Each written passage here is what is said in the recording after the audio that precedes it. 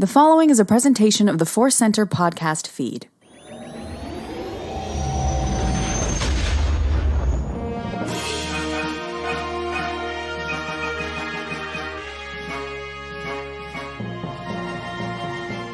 From the center of the galaxy, this is the ForceCenter presents OtherCenter podcast. I'm Joseph Scrimshaw. I'm Ken Napzok. And I'm Jennifer Landa. And this is our episode, Cues of the Other. We have had so much fun in this OtherCenter era, taking all sorts of different questions. We thought we got a wide variety of questions about that other galaxy. This galaxy is quite expansive in the kinds of questions that we could get. Before we get into it, we want to let you know, as always, that today's podcast is brought to you by Audible. Get a free audiobook download and a 30-day free trial at audibletrial.com/ForceCenter. Over 180,000 titles to choose from for your iPhone, Android, Kindle, or MP3 player. Ken, you have a recommendation this week. I do. I think you should check out the book, The Comedians, Drunks, Thieves, Scoundrels, and the History of American Comedy by Cliff Nesterhoff. A fascinating look at comedy and a fascinating look at how, well, the social wars, the culture wars around comedy have always been present and held on to by those refusing to change. Check it out, The Comedians. Yeah, you can download that free audiobook today by going to audibletrial.com/ForceCenter. Again, that's audibletrial.com/ForceCenter for your free audiobook. Some listeners have been downloading some audiobooks, and hey, we see that. It helps us financially. I have never got a chance to read this book, Ken, but I love the author's social media feeds, where he just kind of almost without too much comment will just post, the news articles from across the span of comedy about who's getting too blue now. Jack Benny is an insult to society, and it's fascinating. And he's got a book in November that's coming out that's directly all about that. This book is a little bit more of just the overall history of comedy, but he's got one that's like, you think comedy's being canceled now? Here's the comics who were upset they couldn't do blackface before in the 20s. Yeah, it's happening. We can't do anything now. You're in vaudeville, and you can't put your 3-year-old in a trunk and throw it around on stage anymore? We can't do anything anymore. Yep. Excellent. We are also doing our ask right now. We are asking for people to perhaps visit Apple Podcasts or iTunes or whatever it's called, where you can leave reviews. We have over the years have gotten a lot of really wonderful reviews about ForceCenter. We're in this OtherCenter era right now. We're going to continue to do some kind of OtherCenter stuff in the future. So it'd be really great to get some reviews sharing why you enjoy this particular era, this style of the podcast on Apple Podcasts or iTunes. So if you have a few moments and want to leave a review, that would be great. Wonderful. Also coming up October 27th is our next live show, Questions of the Other Variety. It is on October 27th, 2 p.m. Pacific time. What time zone is that for you in your life? You're going to have to check it yourself. I can't count that high. I'm so confused. But 27th on our YouTube channel, 2 p.m. Pacific. Yeah. Jennifer, do you have time zones memorized? Oh my gosh, I'm the worst with time zones. The worst. I'm actually putting it in my calendar right now. ForceCenter Live. ForceCenter Live. Yeah. It's usually for me, it's just mostly just calling my dad of he does not do the translation. So I confuse him real bad. One time I was like, do you want to talk at 2 your time, noon my time? And he's like, what time? I'm like, okay, we'll keep it to your time, Dad. Yeah, right. All right. We are going to get into these questions. Been mostly pulling questions from Patreon. I got a post up there. It's buried down now a little ways in our Patreon feed of posts. So I will post a new request for questions soon to get us all freshened up. Or if you want to reach out on social media, just be sure to tag me, because I generally collect the questions, but you're welcome to send them to all of us. Here we go. We got 2 questions this week. This first one comes to us from Ken Plume, who is a pal of both myself and Ken Napzok. You hear us chat about him. Ken used to bring me to Dragon Con, and we're toy buddies. We talk about he fact, sent me some toys. And Ken, you play Fortnite with Ken Plume with like 17 hours a day, right? Roughly. Yeah, roughly. Ken's a little disappointed because I think I just downloaded Madden 2024 because I got the hankering for some football. Yeah. But don't worry, Ken. We're still going to be down to crown, as they say on Fortnite. And Jennifer, I'm trying to remember, have you ever done any sort of podcast or event or anything with Ken? No, I have not. I have not. He has often said, like, hey, and invite Jennifer too. So it's only a matter of time if you are interested.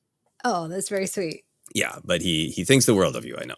Oh, that's nice. Thank you. So here is Ken Plume's question. He says, ahoy hoy. Long time fan. I've got an OtherCenter question. If the size of your homes were not a consideration, what is your ideal version of having friends over for an evening? Dinner, conversation, movie, games, snacks? Lay it all out. Jennifer, do you want to get us started with your ideal home socializing event? I got stuck on if the size of your homes were not a consideration in designing my home that I would have. Yeah. Because there is something, right? Like I feel like my husband's always like, oh, we should have people over. And I'm like, oh gosh, because there's a certain style of house that does well for entertaining. In my experience, when I've gone to other people's houses, a nice big kitchen, maybe an island, right, in the kitchen where you have some stuff laid out that people can go. And then you have your main area where you have a nice spread of charcuterie and some wine. And then it like maybe might even flow to like some French doors to like an outdoor space. Right? And there you have a beautiful trellis, a nice big wooden table, some candles. Maybe there's even a pool off to the side or barbecue. I don't know. Just all sounds so nice. I want to go there. That's where I want my party to be. Jennifer, not only do I like the idea, I like the way you're saying it. I want to put music behind it and make it like a meditation video of like, yes, take me there. Take me to that home. Picture yourself walking through the marble kitchen with a giant refrigerator and giant cupboards that I see all these influencers that they have. Yeah, the island. It's all about the island with some bar stools. Ken, let's I'll talk about this. We'll get into what the actual event is. But I'm curious for you, like you are able to do a little bit of entertaining, and I think you got a great space for it.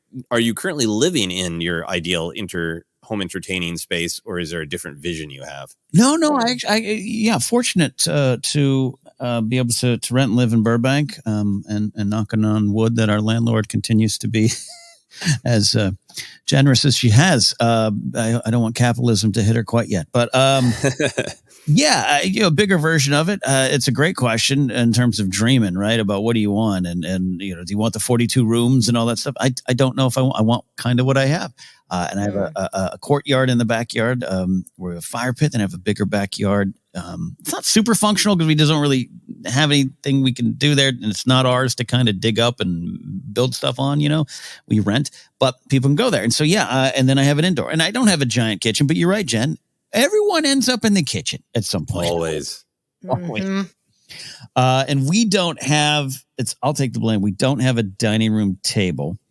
I don't believe in that construct.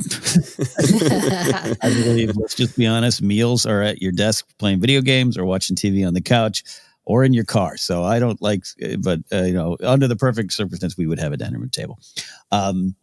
So all that to say, I'll pitch back to you, Joseph. I'm right where I want to be.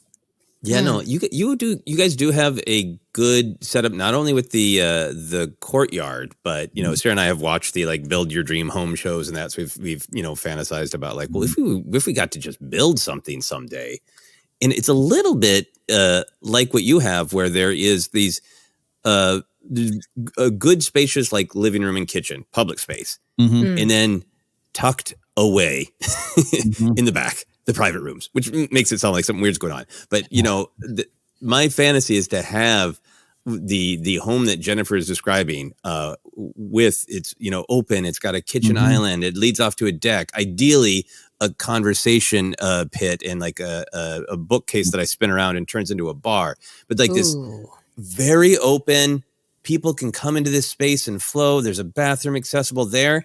And then like downstairs, hidden away, like my dark little office, my dark little toy museum. But that big open space that doesn't get cluttered and you can entertain. Yeah. Right. Yeah. The big thing I'm missing now is the bar. My old apartment had that custom-made bar, but that was my roommate's.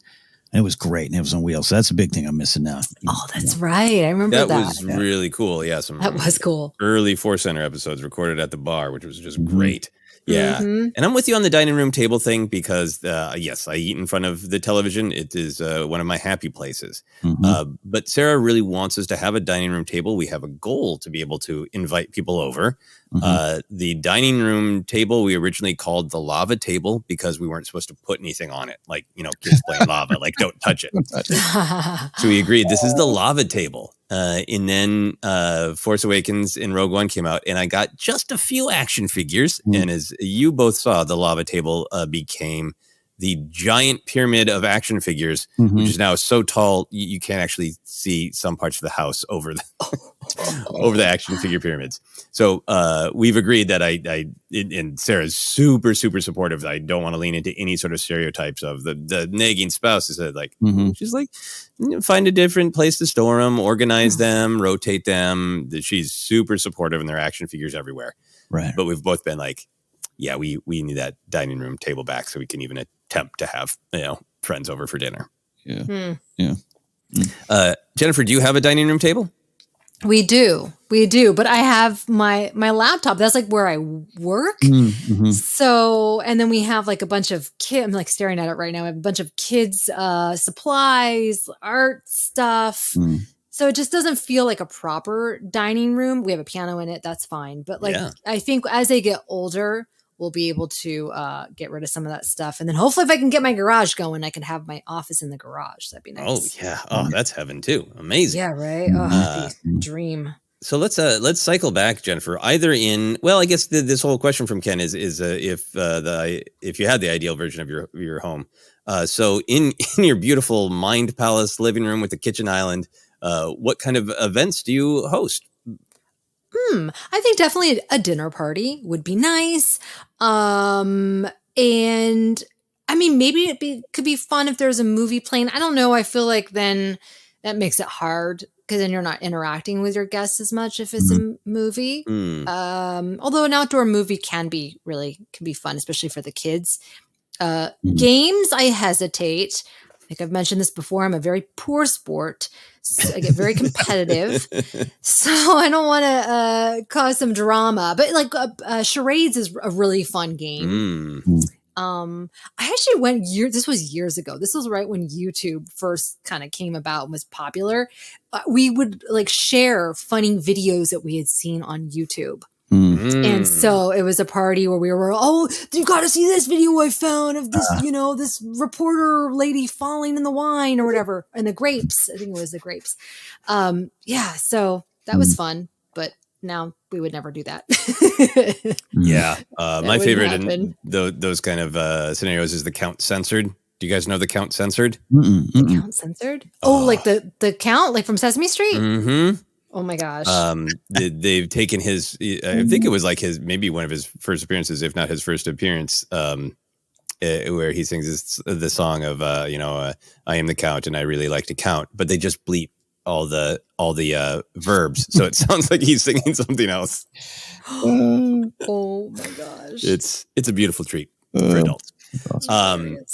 Yeah, I love that. Ken, how about for you? I mean, you do host social events, so I assume those are ideal. But is there is that the ideal, or is there something else? No, it's the ideal outside of maybe games, but not. I'll explain it. Like I'm very much against movie nights. I used to tried for a little while to host like Game of Thrones nights. And nope, I need to be alone. Yeah. This isn't, this isn't riff tracks. That's something Joseph works on. This is not, and that's kind of that. And sports, even like as big of a sports fan, Super Bowl party can be fun. But if I'm really interested in it, with my team hasn't been in it since '84, so I haven't experienced that. But I don't want you around either. It's like I just have, I don't want those things going on. But yeah, the games, the pockets to be able to move around. When I mean games, I'm not talking about. I've had fun as a kid. I used to play charades at a family party. I remember that. I used to, a lot of memories of that. But I have like a lot of outdoor games at my old house in Northridge. You both didn't get to go to. At a big enough yard where we'd have croquet. We created a game called Ruckus. So we'd hold ruckus parties. I had a barbecue grill out there. So people in the kitchen, people in the living room, people in the backyard, and then me floating around all of it. I enjoyed. Had a dartboard up as well. I like that. A little bit of the options. I like options, including food, snacks. I'll go all out. I think it's important to invite a Scrimshaw. Either Sarah or Joseph are great at parties. And Jen, I'll tell you something right now. You got away with it over the last couple of years because I knew you had some young kids, and that how I didn't even. I'm going to confess to you publicly. I didn't worry about inviting you for some of the bigger things I've had because it was like, poor Jen, she's got another life going on. But now, Jen, your kids are old enough to just give them $10 and drop them off at the mall. All right. Go to Hot Dog on a Stick. Come call me at the end of the night. Yeah. Oh my gosh. So yeah, that'd be so fun. Have my mom come up, or you know what, my husband can watch them, and I can go by myself. There you go. Yeah, I'd be down for a Furby party. I'll just make weird Furbies together. Jennifer's instructions. Oh my gosh.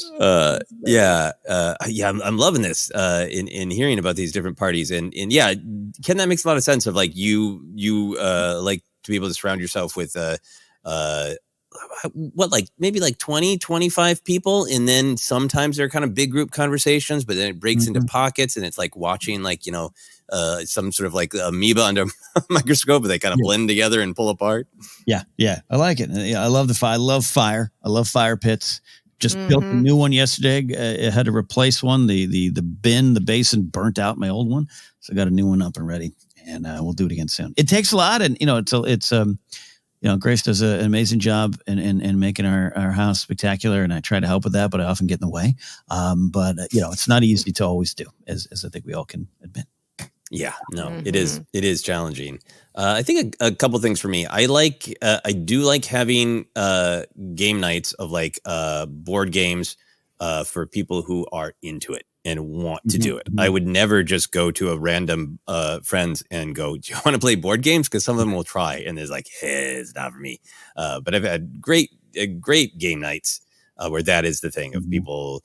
And also when people are like really aware of like, we would like to play some easy, loose, you're not going to get competitive 15-minute party games for fun that are totally just really a structure to generate conversation. And then I have the friends who are like, we would like to play out the entire historical conflict of the British Isles for 15 hours together. And that's fun too. I also like doing that, but I can only really have fun if I feel like everybody else is having fun. Otherwise I get anxious and worry about the one person I'm concerned is not having fun. So I really like everybody to be having an event that they want to have. I don't like trying to convince people that they should do a thing that I like to do. Unless it's somebody who's really like, I want to try this thing, then great. Yeah. But I never like having the parties of like, I like doing this, so I'm going to make my friends do it. Is deeply not for me. Yeah. So for me, I think ideal would be a little bit smaller. I've had some really fun parties that are like 30, 40 people, and that's really great. That's really fun. But at this point, I think I'd really like maybe 6 to 7 people. So you're all pretty much in the same conversation. Maybe you peel off a little bit here and there. Pre-dinner cocktails, it can be alcoholic or 0 proof, whatever. But the spirit of pre-dinner cocktails. My wife is a wonderful cook. So if she is willing, she could make some wonderful pasta. With the strange sauces that she makes. It's very good. I definitely have the conversation pit where the television and the snacks are. And then I've had some really great movie nights. And Ken, I know the concern you have with everyone thinks they're riff tracks. Yes. And everybody thinks they've got a really clever thing to shout back. at the screen is a deep danger, or even the one guy thinks he does. Yeah, I had that. I think we've all been through that, right? But some parties that I used to have with friends back in Minneapolis, everybody was really reserved with, if you got a joke every once in a while, great. But that's not what we're doing. We're watching the film. So if something honest comes out, great. But that there's a real emphasis to, we're watching something that we want to experience together. So especially if it's like two movies of, this is a weird pairing, or this is a famous movie that half the people know by heart and half the people have never seen. So there's some element to the movie watching that has a built-in social dynamic that is what people are responding to. And then I love watching things with people when we all have kind of like a reason to be engaged in it. And I have no interest in watching like somebody who's like, I can take or leave Star Wars, but I'm going to watch a random episode of the 3rd season of Mandalorian with you. Like, no, please. Yeah. Lord, no. But like, having like, I think I've seen the original Young Guns like years ago. I maybe saw the sequel, but I'd love to be the one person at a Young Guns party that you have, Ken, when like 5 other people know it by heart. And I haven't seen it in years. Like, because then there's a social aspect to it that's built in. It's not just like, let's randomly watch the newest movie. Sure. Yeah. I can make that happen. We'll make that happen. Movie parties that I used to go to, my friends in particular, they would have these overnight movie parties that were themed in like 5 movies and a dinner break as a whole thing. And they had like a constitution that they wrote up. And I'm curious, I want to ask you both about this. They had for the movie party, the Peepaws clause that at any time, anyone can request a Peepaws clause and no one is going to give them grief about it. Would that, Ken, would that be a good thing for you, or would you be extremely upset? No. We give the Peepaws clause. I like that. Nice. Jennifer? It works. Yeah, I think that actually would be good. But I think you're making a good point about it having to be like a shared experience. Maybe we're talking back at the screen. Some of my favorite parties with my friends was when we used to watch the VMAs together, or the BET Awards. We loved it. It was such a moment. We'd have our snacks. So when we all lived really close to each other, everyone would come over to our place. And it was like as much about our commentary, as it was about what was happening on screen. But I'm like you, Ken. I kind of I want to be able to, like, if it's The Mandalorian, I forget what I saw where I was with a bunch of people. I'm like, I can't watch this. I need to go home and do this on my own. Might have been a Game of Thrones episode. I can't remember now. If it's just something you love, even if they enjoy it, like my friend every week back in the day would host a Game of Thrones party and had archery and food. Sounded great. But I always told her, I'll show up, but I'm leaving before the show. And then I'm late getting home and watch it. It just, So, I have all my grumpiness. I don't want to take away from you. You all have fun, but I'm going to go. Yeah. A themed party for Game of Thrones is it gets scary fast. Those are not activities I want to partake in. Any final thoughts on Ken Plume's question about our ideal socializing evening? I'll say this: it's one of those questions that has made me realize what I have is what I wanted or needed, and that's a good fulfilling experience. That's great. And I have further motivation to clean off the lava table. Any final thoughts from you, Jen? I've learned, and this is something I've been working through, is that it's okay if you don't have the ideal house that you envisioned that would be for entertaining. It really is, or even like the perfect dishes where everything looks perfectly curated. Yeah. It's about making people feel comfortable, having a good time with your friends. They don't care. They don't care what tablecloth you use or whatever, right? Because I get caught up in that minutia. At the end of the day, it's about just being in each other's company and laughing and having a good time. Indeed. Yeah, perfect. And on that note, we're going to take a quick break, and we'll be back in a moment with another very different question.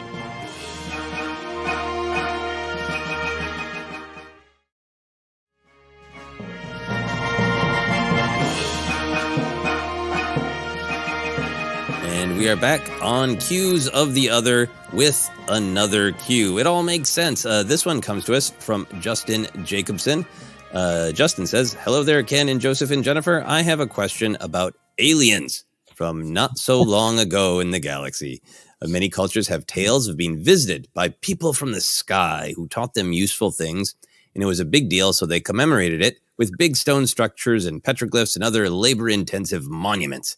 For the past few decades, if not longer, though, the visitors from the sky seem more interested in playing ding-dong ditch with pilots and air traffic controllers. Why aren't they teaching us things anymore? Do we need to erect some new stone circles or carve some fresh geoglyphs like the old-timey people did? There are many questions within this question. And Justin often asks questions and posts them on our Patreon. Really great questions. They often have a little bit of a sense of humor to them. So I think there is, Justin can let me know on Patreon if I'm incorrect, but I feel like there is a little bit of a sense of humor to this, but there is also some interesting questions to me about history and our interaction or non-interactions with the sky people. So Jennifer, I want to break this down to a couple different questions and start with you. How do you feel about the idea of ancient wonders being alien influenced? Is Stonehenge a big sign that secretly says hello to Martians? How do you feel about those theories? I had not even really thought about it. My husband has been in the kitchen for the past 10 minutes. He just left. He has been waiting for this question. He wanted to be on the podcast. I'm like, no, go away, please. Last night, he wouldn't stop talking. He was like, because, I was preparing for this. And he's like, oh, what about this? Have you thought about that? I'm like, oh my gosh. What's your husband's take? Is it that, is he, because I think I want to be a little bit gentle. We're trying to have a sense of fun, but I think that there are some schools of study that think, certain cultural artifacts might, be related. And I think there are other people who really push back and like, no, the humans did that and we have archaeology and we know why. Where does your husband fall on that spectrum? Does he have alien theories, or is he like, no, we know the answers? This is why the whole alien thing has really taken me by surprise, because I thought that I knew the man I married, who is he's very scientific. He is very evidence-based about everything. He loves science. I present anything and he's the most rational person. And all of a sudden now he's really been like, so he's exploring the possibilities, or I guess maybe he's always thought about this, that there could be, why not? Right. Right. And it's a little jarring for me, which shouldn't be in some sense, because I grew up in the church, which, that believes all sorts of things. But yeah, I don't know. I really have a hard time with that. But I do think that he believes like some of those older monuments and stuff was human based. But it is fascinating to think, how did they achieve that? Without these modern day tools, how did they build these things or whatnot? So, but get him started on aliens. Oh my gosh. Yeah. 2 hours last night. 2 hours. So you already did this podcast. I'm so sorry. Great. Well, everybody look forward to ForceCenter coming soon on the feed. Yeah. Oh gosh. Yeah, I think I'm not an expert on any of these things, and I want to have fun, but I also want to be respectful to people who are experts in things like say Egyptology and that kind of thing. I always love the why not perspective of well, maybe there's evidence, maybe there isn't, but I'm always open to the possibility of it. I just think sometimes with like the ancient artifacts, it is almost more fascinating to just be like, humans did this. Like, it's fascinating to think, a little gray guy with a big head. It was like, here's how you build one of it. Here's how you're going to move those rocks, everybody. But it's more fascinating to me to think like some lost human invention is there. And not even mysterious, of just like, I almost think of the way that like sometimes we get so used to our modern technology, it's mystical to us how analog things worked. Like, yeah, I understand computers are ones and zeros, but how how'd they get the movie on the VHS tape? Right. I think that's kind of a jokey example, but I think it's fascinating to think of, before the more common tools to do things, humans still found a way to do them, and it gets kind of lost to time. Ken, I know you have big feelings in general about the alien stuff. I want to narrow you down to the specific question of the old time ancient wonders and their relationship to sky people. Why not's a great way to look at it, and it's fascinating. And yes, you can look at different areas of the world and different cultures and those things that Justin's kind of referencing of like, hey, well, they all have dragons. So what is that? Where did that? What? How do we get to that point? Did they pass the notes in class about these reptiles? Yeah, I'm fascinated by that. It's part of the study of it.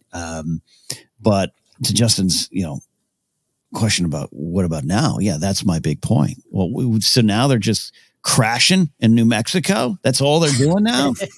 Doesn't make you suspicious? But yeah. So do you? What is your relationship with like ancient wonders? Do you find Stonehenge awe-inspiring yourself?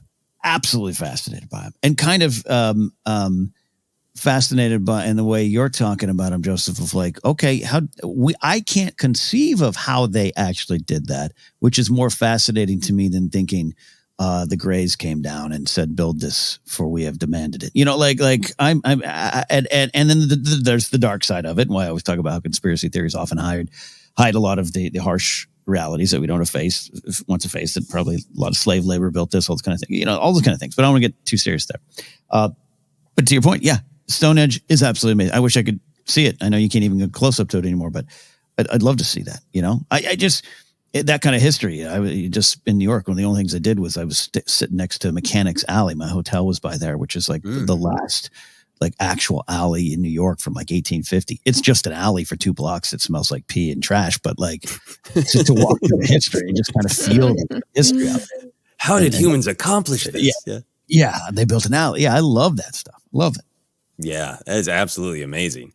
So Justin is asking about the past and our apparently changed relationship with aliens, where they don't have as much advice for us, but are just buzzing things and crashing into things. So, Ken, I'm going to get to you because I know you are an expert in this field. You did a deep dive on all of the people behind the UFO information, some of the various connections and motivations.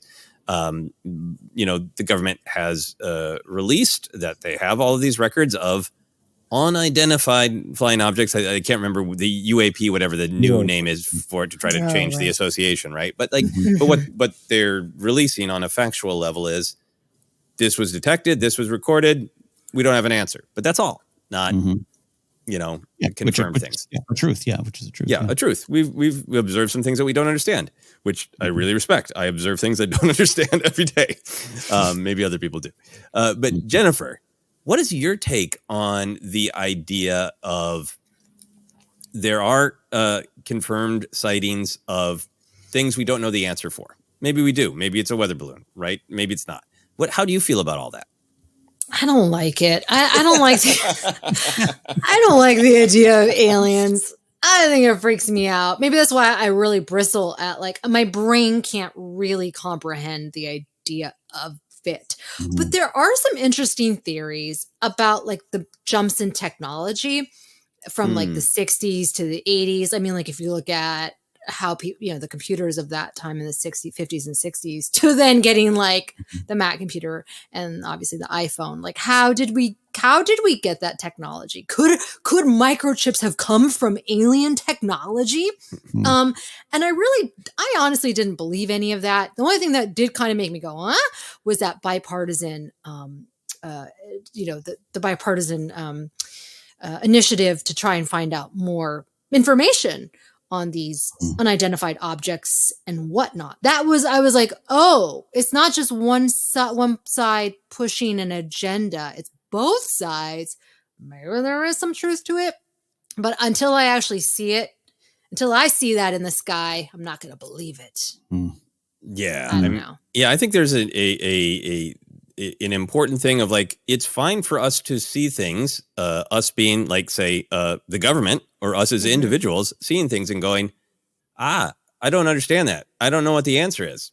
Maybe I'll investigate. Maybe I'll, just let it be unknown. I think there's a power in saying, I have encountered something that I don't know what it is. But Ken, in your deep dive research, you feel like there is actually more of an agenda where people don't want to stop at. We don't know the answers, but spin it into conspiracy theories for motivations. Yeah, the danger of it, the collective grift going on between a lot of folks, which doesn't mean that, there isn't a chance that there's some alien life forms out there or that something, weird, or again, that we just don't understand. I just think there's big leaps often taken. There was actually something, I think last week there was the Bigfoot spotted from a train in Colorado, right? You look you're like, oh, wow. Okay. It didn't take long. Stephen Greenstreet actually called the train thing, the train company, and they said, well, we're shocked. No one's actually called us before. Just everyone posted the story. No one called us. And you dig it a little deeper, and it's close to a group of people that are known for a Bigfoot hoax that do this, and they were being cheeky online, and they kind of maybe revealed the costume, and it's just like no one wants to stop because that's not fun. That's not fun. And I think that's a lot of these discussions is why I like what Justin's asking here, cheeky or not, so they built the pyramids, but now they're just blipping American Airlines. And often some of it related to they're always near military testing bases. That's so weird that every time I go to 29 Palms, something weird's in the sky. How would you feel if it was revealed that like having some fun with this, that like aliens had in the past like come along and they'd help with some technology and like here's how some physics work, here's how you can build some stuff, and then they're like, we need to set them back, let's invent Twitter. Well, it could be, let's create social media to just mess them up. There could be that these advanced civilizations have gone through great lengths to get out here. We're like, hey, remember we used to go hang out there and they used to love hanging out with us. We'd build things for them. They all think they know everything now. There's this one guy, Napzok, on a podcast. He's convinced we don't want to hang out with them. They've moved on from. Let's knock him down a peg. Yeah. But in terms of actually finding out, like it's not just this weird, hearing before Congress where half the people were like, well, where's the evidence? You actually haven't presented evidence. If it was beyond a shadow of a doubt, I mean, that's mind shattering. I can't even comprehend. Yeah. I would love to not be, for humans to not be alone in the universe. That would be great. I'd love that. But I feel like, if and when that realization is going to happen, it would be pretty clear. Yeah. So, Jen, in the spirit of this question of Justin's fun question, if aliens were real and they have been observing us throughout the millennia, why do you think they keep coming back to visit? And what do you think they would think of us? I think that they think that we're like children, and maybe they come back when they see that we're messing with things that we shouldn't mess with. So they let us play. And then when they see things might go awry, they come step in and give us some new technology. I don't know. I mean, but it would make sense, right? If there were, I can believe that there are other life forms in the universe. Sure.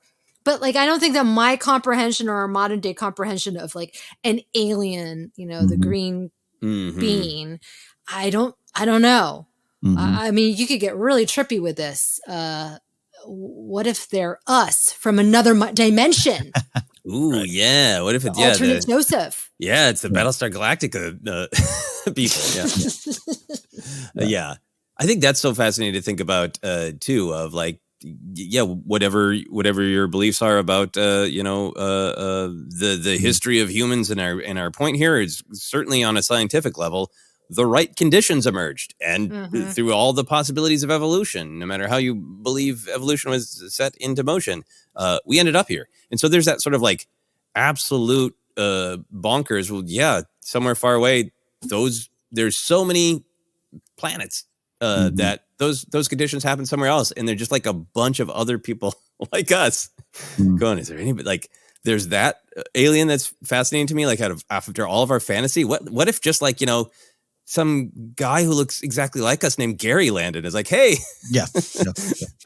I'm from a faraway place, Or then there's the like, what if it was like, the sentient gas that whispers in your mind, like a kind of like existence that we, can barely, we obviously can conceive of it, but like, is so different from us. That's the kind of thing that I think about of like, what if the day comes, what would it actually be like?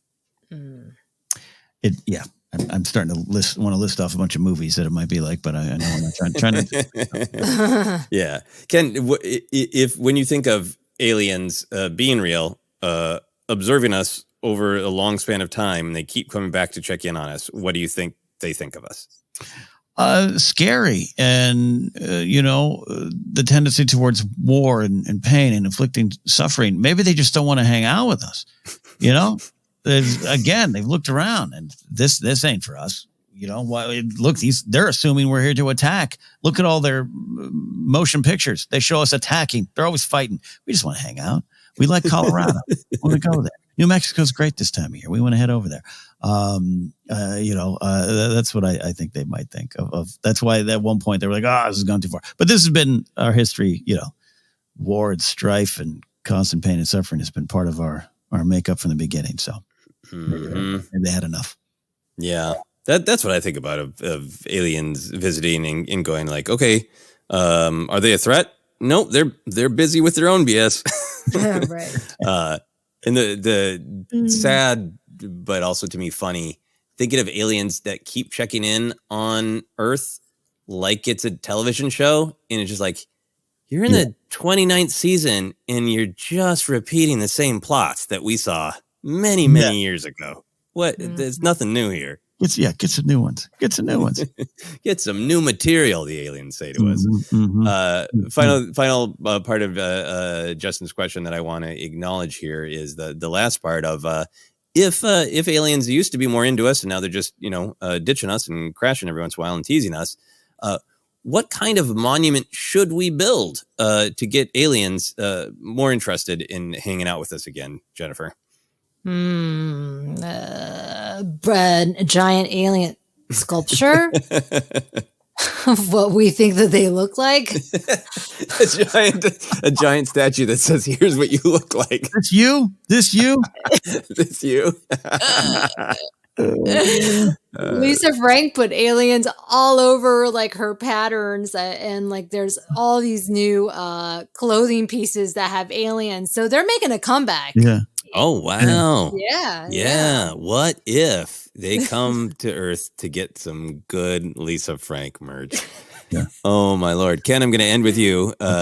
So sometimes I give a lot of thought to questions, and then sometimes I just like, what's the first thing I think of? And for some reason, when I think of in the modern day trying to erect an awesome monument to aliens, for some reason I thought like, let's just build a massive Bob's Big Boy statue, just smiling and friendly. Come on down. Yes, that's great. So Ken, what monument would you build to show some friendliness to aliens? I think maybe some of the big monuments that we think have been built by them, we've misinterpreted them. That tombs and things to praise them. I think they just want to have fun. I think the pyramids might have been large water slides, and I think we need to go back to that. I think we need to build an alien themed theme park. And maybe they just want to hang out. And we can find a stretch of road off the 40 highway in New Mexico, Arizona. Head down there, maybe to the 10 out towards the desert. And just build giant slip of slides. I think they understand that we do, other than creating war and strife, we also have the ability for entertainment. Look at these video games that we gave them this amazing technology. These chips that Jen Landa's talking about. We gave them, and then they instead built computers to play games on and to watch videos that don't seem appropriate. Like, they look what they've done, but they also have a good time. So if we just opened up an alien theme park for them. There you go. The alien theme park. Aliens just want to have fun. Mm-hmm. Let's embrace it. Let's play together. Let's invite them over to our dream homes with conversation pits and kitchen islands. That's all connected. That's the monument they need is a great kitchen island, and the aliens will return. Any final thoughts from either of you on the alien question? I have a lot more. Yep. Stay tuned. Yeah. Any final thoughts from your husband, Jennifer? Oh gosh, yeah. If he was here, I'm sure he'd have a lot. But I got nothing. I want to hear Ken's. The next party I have, Jen, you both are coming over, and then he and I will have a friendly discussion from both sides of the coin around the topic. Yes. Excellent. That sounds lovely. Well, Ken, do you want to let people know where they can find us? I would love to. And if you want to disagree with me over aliens and Bigfoot, you can reach out on Twitter at ForceCenter Pod. We're on Hive Social as well. If you're still over there, Threads, we'll see where else we land up. Facebook page is ForceCenter Podcast. We're on Instagram and YouTube as well, where we have our next live show on October 27th at 2 p.m. Pacific. Podcast is available on a lot of spots. Just search. You'll find us. Merch available at tpublic.com/user/ForceCenter. And you can support us directly at patreon.com/ForceCenter. My website is kennapzok.com. Head over there and pick up a special edition of my comedy album, In My Day, available on Bandcamp, kennapzok.bandcamp.com. And pretty soon a special announcement. Gosh, look at the date, sooner than later, where some music I was a part of will be coming out as well. Jen, where can they find and follow you? You can find and follow me on YouTube and Instagram at Jennifer Landa and TikTok at Jennifer Landa 1138, where I share deep dives on all things retro, including Lisa Frank. I'm enjoying that channel so much. Love that. Just wonderful discussion this week on all episodes. Thanks for leading us through them and these wonderful questions. Where can they find and support you? Yeah, you can find me on all the social media at Joseph Scrimshaw. And if you want to support the short film I've been working on with lots of great people, Ken included, it's great to see his lines get some big laughs at the Portland Lovecraft Film Festival in Portland, Oregon a couple weekends ago. The film is going to be playing some more places, including Bulgaria and Vegas. You know, those two places that are deeply tied together. All of the different places that it's going to be playing, I'm listing on my website as I get the information. And you can also check out my comedy on Bandcamp. There is a button right on my website to take you to Bandcamp. More sales of Bandcamp comedy albums will help me submit the film to more festivals. The OtherCenter listeners and ForceCenter listeners have been so supportive of all of our other different adventures. So thank you all so much for your support and for your great questions. I'll be posting a call for more questions on Patreon soon. But for now, we have answered the cues of the other.